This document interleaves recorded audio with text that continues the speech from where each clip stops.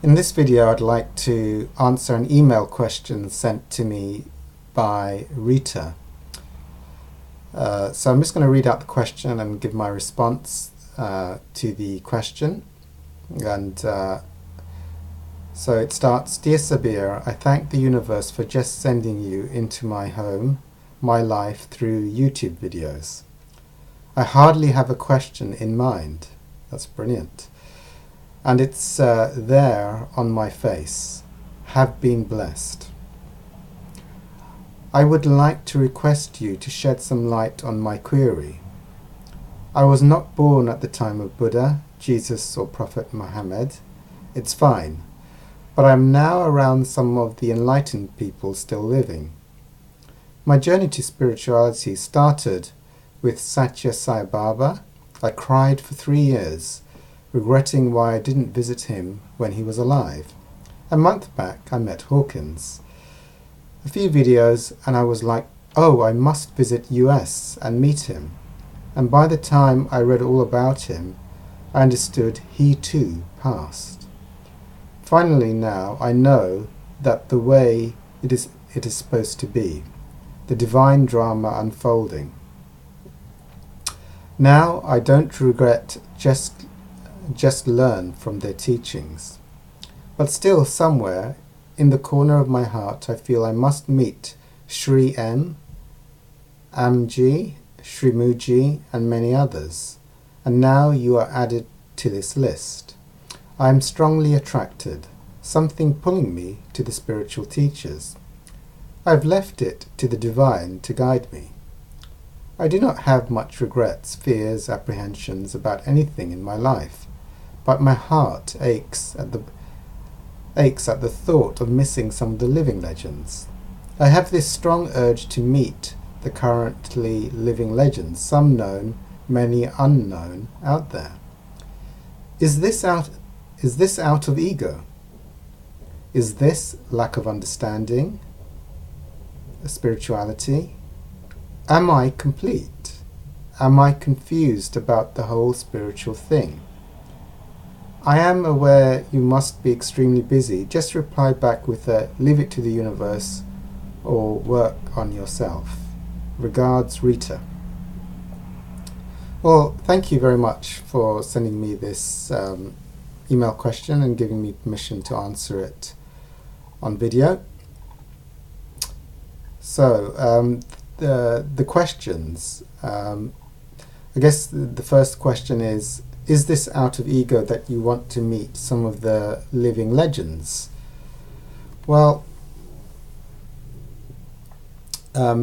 it's a very interesting question, and also, as you know, my two main spiritual teachers are Dr David R Hawkins, who I met.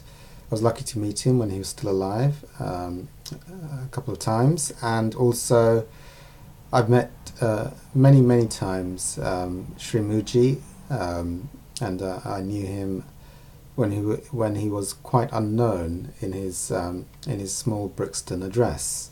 So I had the auspiciousness to meet him every Sunday at his home and have a lot of contact with him. So that was a very good karma indeed, to have that grace and opportunity to meet him at that point as a teacher. So, is it out of ego to want to meet these living legends? Well, that is I'll say it in different ways. Most things are actually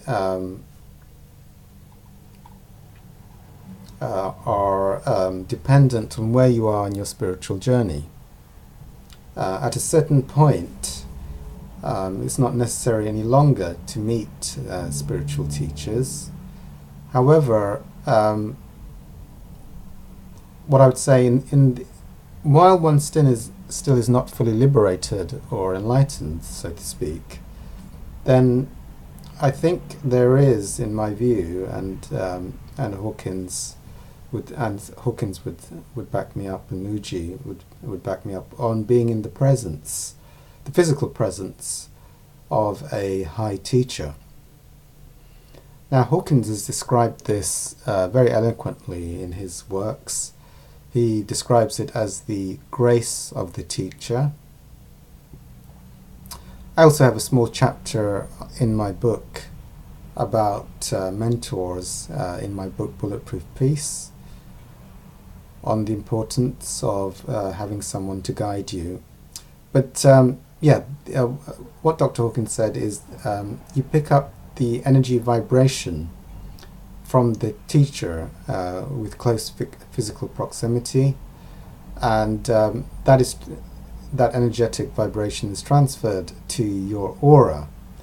So you now have the capacity and the aid to help you to get to the same levels that the teacher has managed to get to. So a case in point with Hawkins, who transcended the void to the allness, which is a very high transcendence, a high level of enlightenment.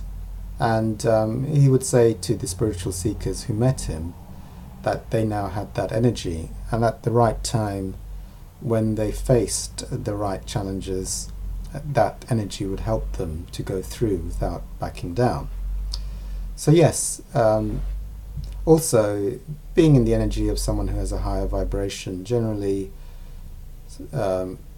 is useful, because it can aid you in progressing if you can be in their presence. It's very auspicious if you can be, because it's like if you're in that presence, it's easier to make spiritual progress. Obviously, if a spiritual seeker is at a low level of consciousness and their surroundings are at a very low level, it's not supportive to transcend to higher levels, even though, speaking at a non-dualistic level, nothing external is necessary, and everything can be transcended from within without going anywhere at a certain level. But on a practical level, within the world, when one's still in duality and suffering, there is advantage. But yes, see if your spirit, if the universe spiritually, intuitively aligns you to do something. And then if there is that prompt to meet a teacher, then by all means do meet teachers. I myself, because I had read Dr. Hawkins' work before and I knew of this, which is why I wanted to meet him. And yes, it was a funny story, but I tried to shake his hand as many times as possible, almost as if to try and make sure I got a good dose of his aura, which was very powerful. And I was very lucky to meet Mooji many times as well. So I now have their vibration, which will be helpful when I'm spiritually transcending higher levels. So you've asked a question here, am I incomplete? Am I confused about the whole spiritual thing? Well, I would answer this. When you're enlightened, there is no such thing as asking the question, am I incomplete or am I confused? Because those questions would not arise. So,